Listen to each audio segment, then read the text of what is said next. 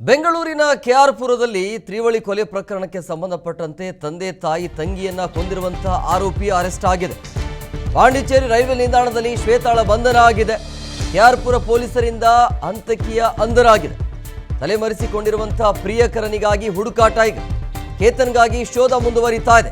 ತಂದೆ ತಾಯಿ ಮತ್ತೆ ತಂಗಿಯನ್ನ ಕೊಂದಿರುವಂತಹ ಕೊಲೆಗಾತಿ. ಪಾಂಡಿಚೇರಿ ರೈಲ್ವೆ ನಿಲ್ದಾಣದಲ್ಲಿ ಶ್ವೇತಾಳನ್ನ ಬಂಧನ ಮಾಡಲಾಗಿದೆ. ಈಕೆ ಹೇಳ್ತಾ ಇರೋದು ಸ್ಫೋಟಕ ಮಾಹಿತಿಗಳು. ಕಾರಣ, ನನ್ನ ಪ್ರೀತಿಯನ್ನು ಒಪ್ಪಲಿಲ್ಲ, ನನ್ನನ್ನು ಸ್ವತಂತ್ರವಾಗಿ ಬಿಡಲಿಲ್ಲ ಅಂತ ವಿಚಾರವನ್ನು ಬಾಯ್ಬಿಟ್ಟಿದ್ದಾಳೆ. ಆದರೆ ಈಗ ಇದಕ್ಕೆ ಇದೇ ವಿಚಾರನ ಅಥವಾ ಬೇರೆ ಏನಾದರೂ ಕಾರಣ ಇದೆ ಅನ್ನೋದು ಮತ್ತಷ್ಟು ಮಾಹಿತಿ ಸಿಗಬೇಕು ಅಂತ ಹೇಳಿದ್ರೆ ಪ್ರಿಯಕರ ಸಿಗಬೇಕೀಗ. ಹಾಗಾಗಿ ಈಗ ಪ್ರಿಯಕರನ ಹುಡುಕಾಟಕ್ಕಾಗಿ ಪೊಲೀಸರು ಮುಂದಾಗಿದ್ದಾರೆ. ಪ್ರಿಯಕರನ ಹೆಸರು ಕೆನತ್ ಅಂತೇಳಿ. ನನ್ನ ಪ್ರೀತಿಯನ್ನು ಒಪ್ಪಲಿಲ್ಲ ಅನ್ನುವಂಥ ಕಾರಣಕ್ಕಾಗಿ ಪೋಷಕರನ್ನು ಈ ರೀತಿಯಾಗಿ ಕಗ್ಗೊಲೆ ಮಾಡಿರುವಂಥ ಘಟನೆ ಇತ್ತು. ತ್ರಿವಳಿ ಮರ್ಡರ್ ರಹಸ್ಯವನ್ನ ಬಿಚ್ಚಿಟ್ಟಿದ್ದಾಳೆ ಈ ಹಂತಕಿ ಶ್ವೇತಾ. ಪೋಷಕರು ನಿರ್ಬಂಧವನ್ನು ಹಾಕ್ತಿದ್ರು ಅನ್ನುವಂಥ ಕಾರಣಕ್ಕೆ ಹತ್ಯೆಯನ್ನ ಮಾಡಿದೆ. ಎಲ್ಲ ವಿಚಾರದಲ್ಲೂ ನನ್ನನ್ನು ತಾಯಿ ಕಂಟ್ರೋಲ್ ಮಾಡ್ತಾ ಇದ್ರು. ನನ್ನ ತಾಯಿ ನನ್ನ ಜೀವನವನ್ನು ಹಾಳು ಮಾಡಿದ್ರು. ನನ್ನ ತಾಯಿಯ ಹಿಂಸೆಯಿಂದಲೇ ಮನೆ ಬಿಟ್ಟು ಹೋಗಿದ್ದೆ.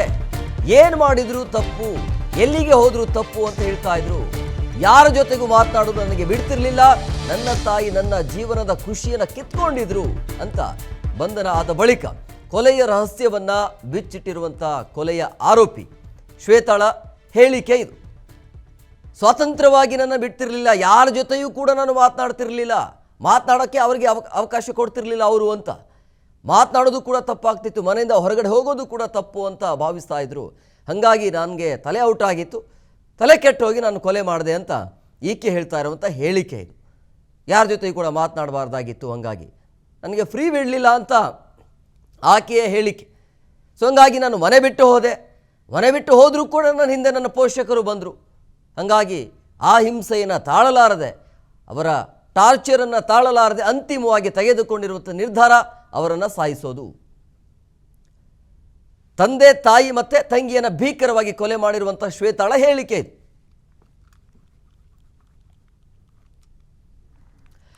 ಇನ್ನು ಅರೆಸ್ಟ್ ಆದ ಬಳಿಕ ಶ್ವೇತಾ ಪ್ರತಿಕ್ರಿಯೆಯನ್ನು ಕೊಟ್ಟಿದ್ದಾರೆ. ಅಂದರೆ ಕೊಲೆಯ ವಿಚಾರವಾಗಿ, ನಾನು ಒಬ್ಬಳೇ ನನ್ನ ತಾಯಿಯನ್ನ ಕೊಂದು ಹಾಕಿದೆ. ನನ್ನ ಪ್ರಿಯಕರ ಕೆನತ್ ರೂಮಿನ ಒಳಗಡೆ ಮಾತ್ರ ಇದ್ದ. ರೂಮಿನ ಒಳಗಡೆ ಆತ ಕೂತಿದ್ದ, ಹೆಡ್ಫೋನ್ ಹಾಕೊಂಡು ರೂಮಿನಲ್ಲಿ ಇದ್ದ. ಸೊ ತಾಯಿ ಕೊಲೆ ಆದ ನಂತರ ಹೊರಗೆ ಕೆನತ್ ಬರ್ತಾನೆ. ತಾಯಿಯ ಮೃತದೇಹವನ್ನ ಬಾತ್ರೂಮ್ಗೆ ಅಲ್ಲಿ ಹೆಲ್ಪ್ ಮಾಡೋದಕ್ಕೆ, ಬಾತ್ರೂಮ್ನಲ್ಲಿ ಇಡೋದಕ್ಕೆ ಆತ ಸಹಾಯ ಮಾಡಿದ.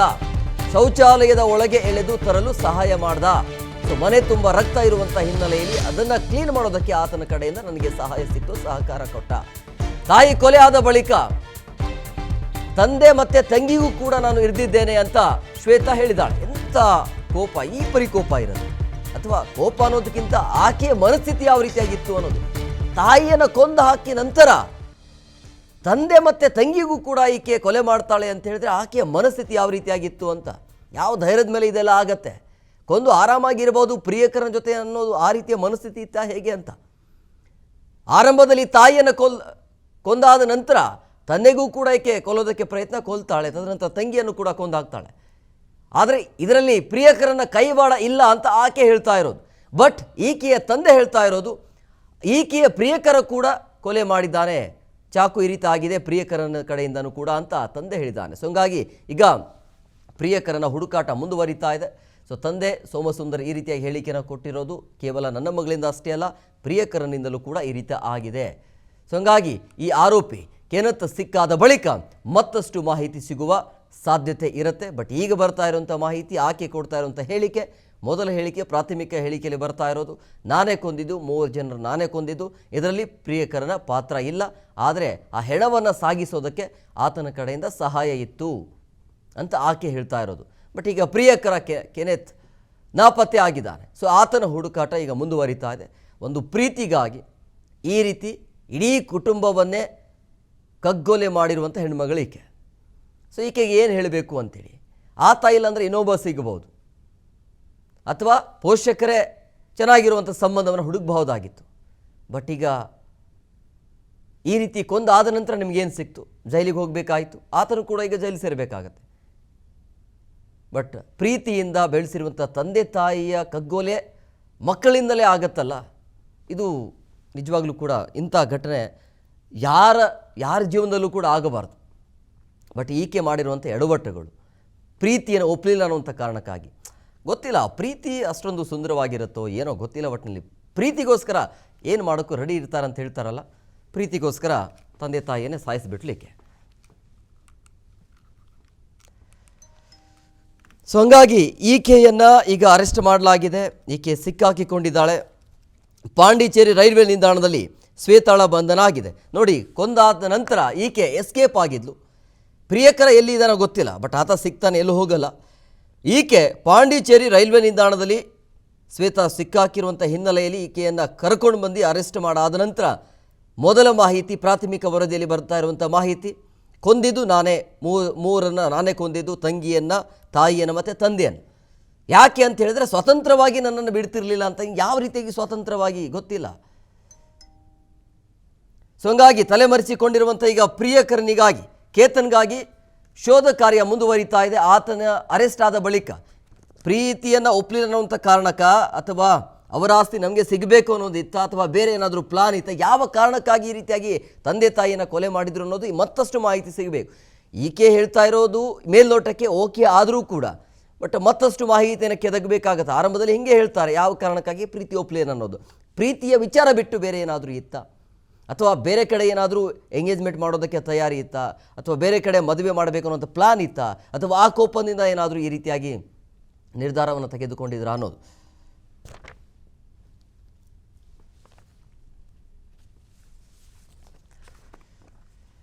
ಈ ಬಗ್ಗೆ ನಮ್ಮ ಜೊತೆಗೆ ಮಾತನಾಡೋದಕ್ಕೆ ಪದ್ಮಾಕ್ಷಿ ಅವರಿದ್ದಾರೆ, ಮನೋವೈದ್ಯೆ. ಮೇಡಮ್ ಅವರೇ ನಮಸ್ಕಾರ, ನಾನು ಹೇಮಕುಮಾರ್ ಮಾತಾಡ್ತಾ ಇದ್ದೀನಿ. ನೋಡಿದಿರಿ ಯಾವ ರೀತಿಯಾಗಿ ಈ ಘಟನೆ ಆಯಿತು ಅಂತೇಳಿ. ಅಂದರೆ ಪ್ರೀತಿಯನ್ನು ಒಪ್ಪಲಿಲ್ಲ ಅನ್ನುವಂಥ ಕಾರಣಕ್ಕಾಗಿ ಪೋಷಕರ ಕಗ್ಗೋಲೆ ಆಗಿರುವಂಥ ಘಟನೆ ಇದು. ಈಕೆಯ ಮನಸ್ಥಿತಿ ಯಾವ ರೀತಿಯಾಗಿರುತ್ತೆ ಅಂತ, ಹೇಗೆ ಅಂದರೆ ಪ್ರೀತಿಗೋಸ್ಕರ ಏನು ಬೇಕಾದರೂ ಮಾಡಬಹುದಾ ಈ ರೀತಿಯಾಗಿಯೂ? ಆ ಕಾಲದಲ್ಲಿ ಪ್ರೀತಿಗೋಸ್ಕರ ತಮ್ಮ ಜೀವವನ್ನೇ ತ್ಯಾಗವನ್ನ ಮಾಡಿರೋರು ಇದ್ದಾರೆ, ಪ್ರೀತಿಗೋಸ್ಕರ ಸಾಧನೆಗಳನ್ನ ಮಾಡಿದ್ದಾರೆ. ಅದು ಪ್ರೀತಿಗೋಸ್ಕರ ಅಂತ ಹೇಳಕ್ಕಾಗಲ್ಲ. ಯಾವುದೇ ವ್ಯಕ್ತಿ ಏನೇ ಮಾಡಿದ್ರು ತಮಗೋಸ್ಕರನೇ ಮಾಡೋದು, ತಮ್ಮ ಒಂದು ಖುಷಿಗೋಸ್ಕರ. ಇಲ್ಲಿ ಏನು ಅವ್ರಿಗೇನ್ ಬೇರೆ ಏನಾದ್ರು ಸಮಸ್ಯೆ ಇತ್ತಾ, ಅಥವಾ ಅಪ್ಪ ಅಮ್ಮ ಇವರ ಪ್ರೀತಿಯನ್ನು ಅಪೋಸ್ ಮಾಡಿದ್ರ, ಇವೆಲ್ಲವೂ ನಮ್ಗೆ ಕರೆಕ್ಟಾಗಿ ಗೊತ್ತಿಲ್ಲ. ಆದರೆ ಏನೇ ಆಗಿದ್ರು ತಂದೆ ತಾಯಿಯ ಕೊಲೆ ಮಾಡೋದು ನಮ್ಮ ಒಂದು ಯಾವುದೇ ಸಮಾಜದಲ್ಲೂ ಸಹ ಆಕ್ಸೆಪ್ಟ್ ಮಾಡ್ಕೊಳಕ್ ಆಗದೆ ಇರುವಂತ ಒಂದು ವಿಚಾರ. ಆ ವಿಚಾರ ಕೇಳಿ ನಂಗೆ ಬಹಳ ಬೇಜಾರಾಯ್ತು ಆಕ್ಚುಲಿ. ಇದೇನಪ್ಪ where is our society heading ಅನ್ನೋ ತರದಲ್ಲಿ. ನನಗೆ ಫ್ರೀಡಮ್ ಬೇಕು, ಫ್ರೀಡಮಿನ ಅರ್ಥವೇನು ಅದು ಗೊತ್ತೇ ಇರಲ್ಲ. ಎಷ್ಟೋ ಜನ ಕೇಳೋದು ನಾನು ಆರಾಮಾಗಿ ಒಬ್ಬರೇ ಇರ್ಬೇಕು. ಎಷ್ಟೋ ಸತಿ ಒಬ್ಬರೇ ಇರ್ಬೇಕು ಅಂತ ಅನ್ಕೊಂಡು ಹೋಗಿ ಬೇರೆ ಮನೆ ಮಾಡ್ಕೊಂಡಿರೋರೆಲ್ಲರಿಗೂ ಡಿಪ್ರೆಷನ್ ಆಗಿ, ಇಲ್ಲ ನನ್ನ ಕೈಲಿ ಇರಕ್ಕೆ ಆಗಲ್ಲ ಅಂತ ಹೇಳಿ ಫ್ಯಾಮಿಲಿ ಜೊತೆ ವಾಪಸ್ ಹೋಗಿ ಸೇರಿರುವಂತದ್ದು ನಾವು ನೋಡಿದೀವಿ. ಇವ್ರಿಗೆ ಏನ್ ಬೇಕಿತ್ತು, ಇವ್ರ ತಲೆ ಒಳಗಡೆ ಏನಿತ್ತು ಅನ್ನೋದು ಗೊತ್ತಿಲ್ಲ. ಸೊ ಹಂಗಾಗಿ ಅದನ್ನ ಅವರೇ ಹೇಳ್ಬೇಕಾಗತ್ತೆ, ಯಾಕಂದ್ರೆ ಇದು ಕಂಪ್ಲೀಟ್ ಇನ್ವೆಸ್ಟಿಗೇಷನ್ ಆದ್ಮೇಲೆ ಫುಲ್ ಇನ್ಫಾರ್ಮೇಶನ್ ಗೊತ್ತಿರಕ್ ಸಾಧ್ಯ. ಆದ್ರೆ ಏನ್ ಮೇಲ್ನೋಟಕ್ಕೆ ಅಪ್ಪ ಅಮ್ಮನ ಸಾಯಿಸ್ಬಿಟ್ಟು ಅವ್ರು ಹೋಗಿ ಪರಾರಿ ಆಗ್ಬಿಟ್ಟು ಎಸ್ಕೇಪ್ ಆಗಿದ್ದಾರೆ ಅಂದ್ರೆ, ಆಮೇಲೆ ಯಾವುದೇ ತರವಾದಂತ ನಾನ್ ತಪ್ಪು ಮಾಡ್ಬಿಟ್ಟೆ ಅನ್ನೋ ಭಾವನೆನೂ ಇಲ್ಲ. ಓಕೆ, ಸಿಕ್ಕಾಯ್ತು ಆಯ್ತು, ಸತ್ತೋದ್ರು ಅನ್ನೋ ತರದಲ್ಲಿ ಇರುವಂತದ್ದನ್ನು ಸಹ ನಾನು ನೋಡ್ತಾ ಇದ್ದೆ ಅವಾಗ. ಅದು ಒಂದು ಅರ್ಥ ಆಗತ್ತೆ. ಈಗ ಇದು ಪ್ರೀತಿಗೋಸ್ಕರ ಅಂತ ಇದ್ರೆ ಅಪ್ಪ ಅಮ್ಮನ ಮೇಲೆ ಪ್ರೀತಿ ಇರ್ಲಿಲ್ವಾ?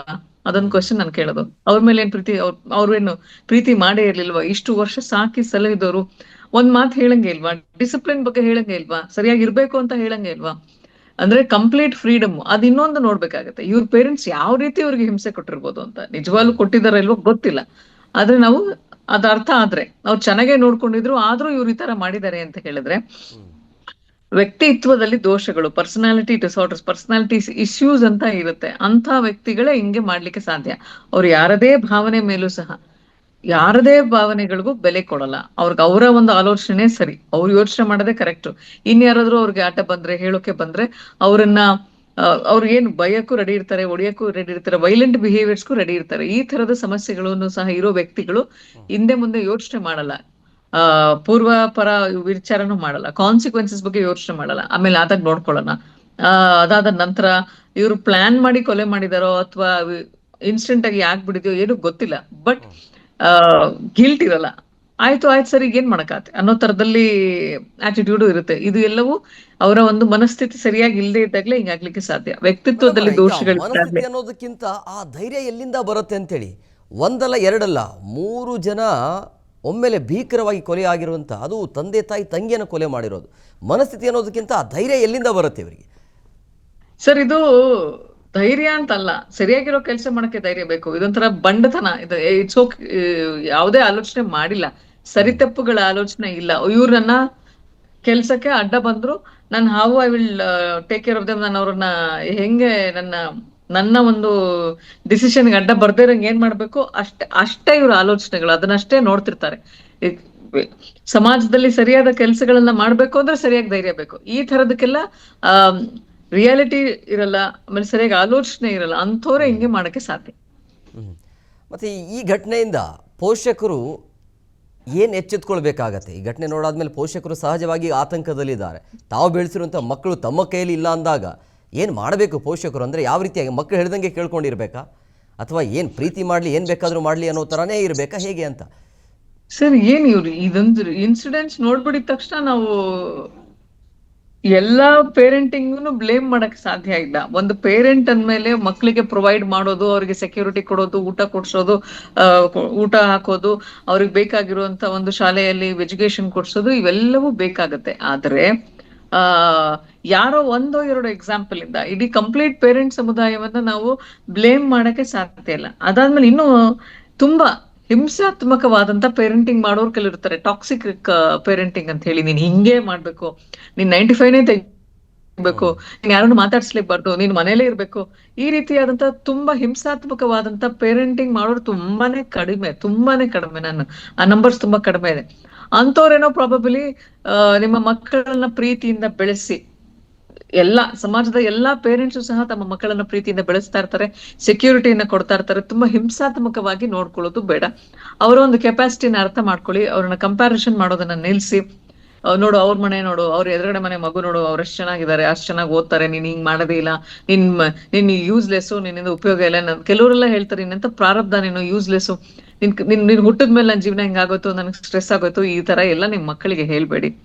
ಒಂದ್ ಅರ್ಥ ಮಾಡ್ಕೋಬೇಕು, ನಾವು ಆಸ್ ಪೇರೆಂಟ್ಸ್ ನಾವು ಫ್ರೆಂಡ್ಲಿ ಆಗಿ ಮಕ್ಕಳನ್ನ ಬೆಳೆಸ್ಬೇಕು. ಹಂಗನ್ಬಿಟ್ಟು ಡಿಸಿಪ್ಲಿನ್ ಮಾಡಬಾರ್ದು ಅಂತಿಲ್ಲ.